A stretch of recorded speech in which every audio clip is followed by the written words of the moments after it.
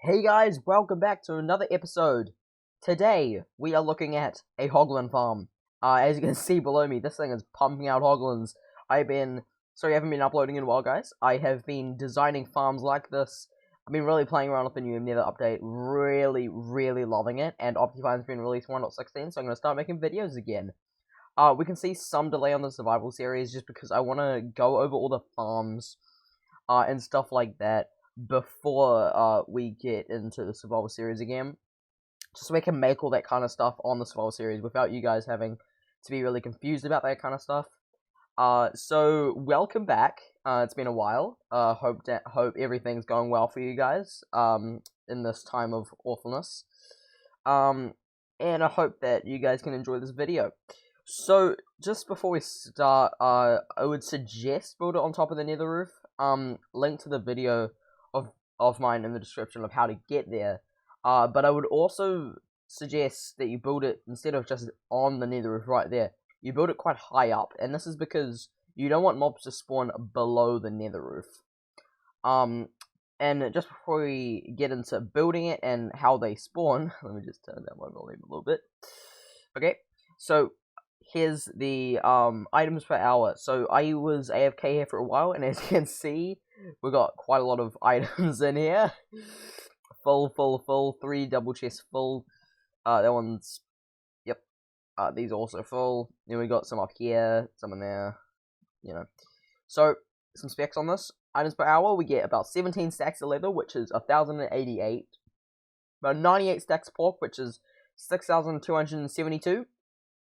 And then the total items per hour is 7,360, which is about 115 stacks, about 115 stacks, roughly. Yep. So before we build it, let me just say that if you want to prevent things from spawning, you can use pressure plates, buttons, etc., that kind of stuff. Okay. So, how does this farm work, and how do hoglins work in general? So, it's a pretty interesting concept. So, the hoglins, they can spawn at a light level of, anything pretty much, I'm pretty sure. Seeing as they're a hostile mob, but they also give you stuff. I don't know the exact details of why they spawn at any light level. Light level. They just do. So they spawn at all light levels. I think I went a bit overkill with some of the blocks that I'm using, aka the shroom lights. Probably don't need the torches in between here. I'd probably remove those. But one thing is that these are non-essential. You don't need these trapdoors, but it just helps pathfinding, and it actually gives a little bit extra. So if you don't have the wood for it here, it's fine. Otherwise, you should probably do it. And also, these trapdoors aren't essential either, but they're going to help speed up efficiency of the farm, the way the hoglin's going. So yeah.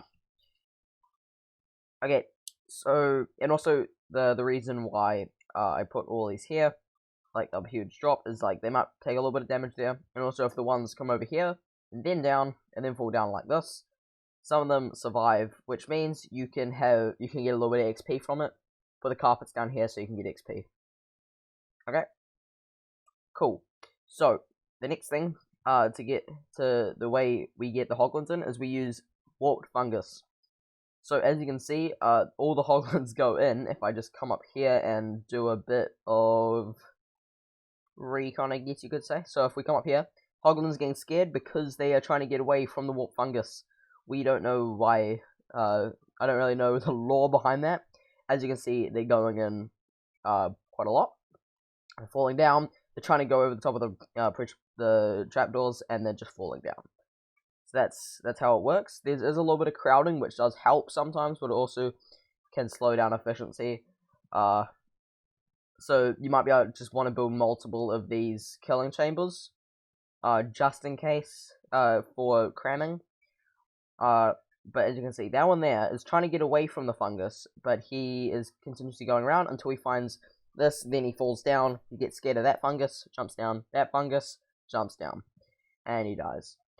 And the reason why we can use lava is because they fall through lava. Some mobs try float on the lava, and that does not how it actually can kill them before they touch the bottom. So, you can actually remove this lava, and down at the bottom you just have magma blocks. Now underneath the magma blocks you obviously have hoppers.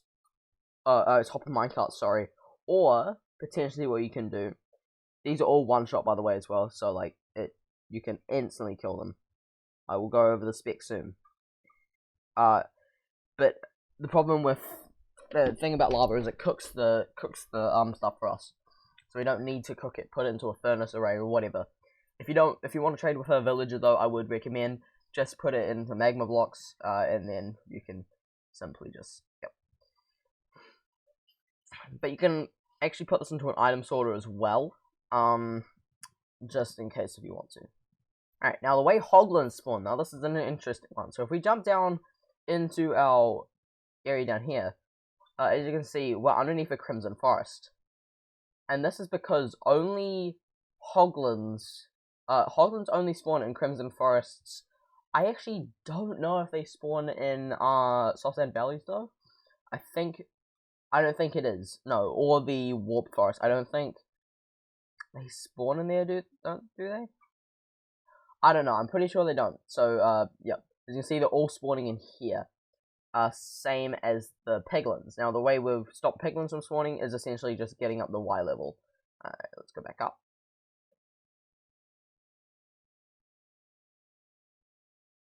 Okay. Yep, so I probably used a bit too many shroom lights. Okay, so, here's what you need to do, is get a sword. I love the new netherite armor, by the way. And just kill these guys, and you get a little bit of XP, when you want it. Yep, so as you can see, we have quite a lot of drops in here. Quite a lot. So let's get on to building it now. So, well, I'm not actually going to build it, because this actually took a while. I will go over some specs, though. So, the fall of drop is 1, 2, 3, 4, 5, 6, 7, 8, 9, 10, 11, 12, 13, 14, 15, 16, 17, 18, 19, 20, 21 blocks high, right? Alright, so you need to drop them 21 blocks. If you do them 22, the babies will most likely die when they fall down. Now, the lava is... Let me just drink a fire resist potion so I can easily count... I'll probably make a separate video on... Okay, so that's 1, 2, 3, 4... That's 4 blocks of lava before, and then 1, 2, 3 blocks above, the lava. And then obviously there's this block here. So next you do a ring. This is a 4x4 area inside, in which after you do a ring around the outside of whatever block you want. It does not matter. Don't worry, it does not matter. Doesn't matter if it's anything. I just used warp nylium and crimson nylium to show the difference and contrast between the two. Okay, next you want trapdoors down on the bottom with 2 trapdoors in the middle. Remember, these are non-essential. You do not have to do these if you don't want to. Next, we have a set of trapdoors up here. Now, some very important things is that you can actually use these, you can actually put nether portals down here. I just put the obsidian to show that you are able to put nether portals down there if you want to. It is completely up to you. You don't need to. But it can actually probably help with efficiency by just getting them out of the nether faster, making it be able to spawn more.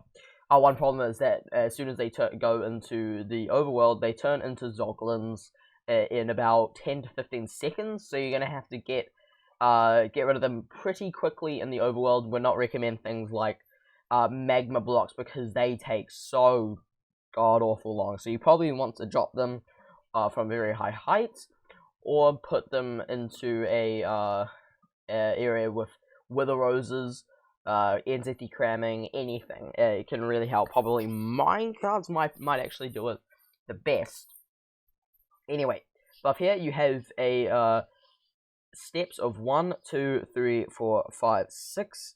On the 6th one you have the warp fungus, and you do the same 4 times around.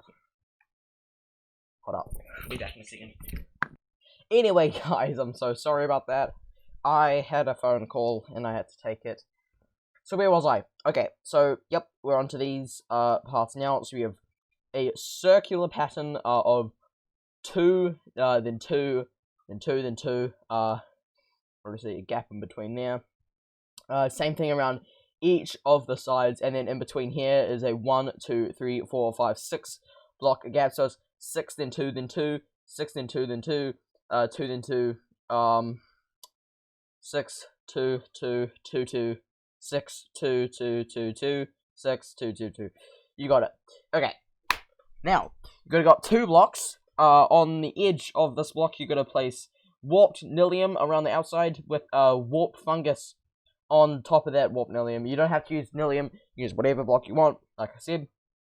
Got 2 blocks. Remember to keep the Crimson Nilium on top of that, because pathfinding, if it sometimes goes like that, like sometimes go here, and they're like, oh, no, I'm not doing that, fall off the edge, and we lose drops. So we don't want that. So have that go around the outside, and we start it like this. Okay, so we have 1, 2, 3, 4, 5, 6, 2, 2, 1, 2, 2, 6, 2, 2, 1, 2, 2, 6, and it actually becomes the same around the outside, but with multiple of these. You just add on to the outside. Then you do the same thing as you have over here, but this time it's 2 blocks higher, and just do the same thing as what I was doing before. As you can see, some just spawned, and as you can see, they are not going next to the edge and dying. It take a while for them to sometimes do this. Might take a little bit of a push. So I think that's the basic properties of this farm going. So this might be a quick bit of a quick episode. Just really briefly explaining how this farm works. As you can see, it actually pumps out quite a lot. I'll be having a time lapse going now for about 5 minutes on your end. Oh, one last thing about the building. You have to have these. I think you should have them on every edge, every corner. As you can see, I put them on every corner here, meaning that it doesn't break, and it doesn't. It's a bit overkill. You could probably replace some of these like this, like that. But I'm just gonna keep those there just in case. And you can actually set these so piglins spawn by just removing all those. But then again, zombie pigmen can spawn, and we don't want that. Now let's just check. If everything is still in the Crimson Forest here. As you can see, it's perfectly inside the Crimson Forest.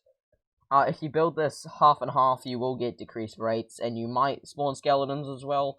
Possible skeleton farm, in the nether, which is good. Okay. So while this is going, I will talk about a little bit more about the update, and how this is going to definitely change our outlook on farming, all that kind of stuff. So, enjoy.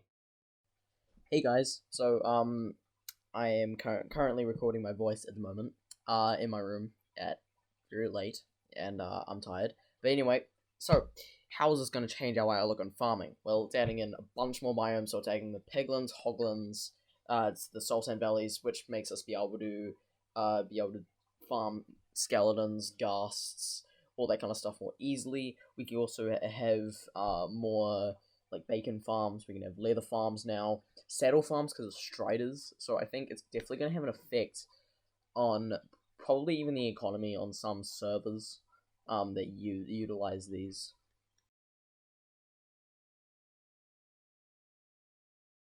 Let's have a little bit of a look at how much this farm actually produced while we're gone, which was not long. I'll tell you that.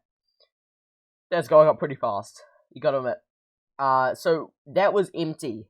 Just remember, that was empty when we left, and it's only been, let me just check my home screen. There was only, hold up, about 15 minutes. Not long. Was not long at all, guys. Gentlemen, ladies, not long. Okay. That actually does it for this episode. Hope you guys enjoyed. hopefully this helps you guys. I mean, like, this was fun. I had a blast designing this. In the process, I think the next farm you guys can expect to see is most likely a piglin bartering farm, or Enderman farm, with a skeleton farm, anything like that. Possibly skeleton farm, something like that. Well, actually, leave a comment about what you guys want to see next. I am intrigued. I want to know what you guys want to know. So, yeah, leave a comment, and I'll probably do your video. So, have a great day, guys, and I'll catch you guys later. Bye! Oh, just before we go, sorry, don't forget to subscribe, like, all that kind of stuff. Yep, so, while I've been gone, actually, I've had quite a few views, some comments and that kind of stuff. I was thinking where I've gone, so, I mean, like, you know, just go down, comment, like, subscribe, whatever you want to do. Dislike, like, whatever you, seriously, I don't mind. Anything you guys do helps me get onto people's recommended. So, even viewing the video does. So, I hope you guys have a wonderful day, and I'll see you guys later. Bye.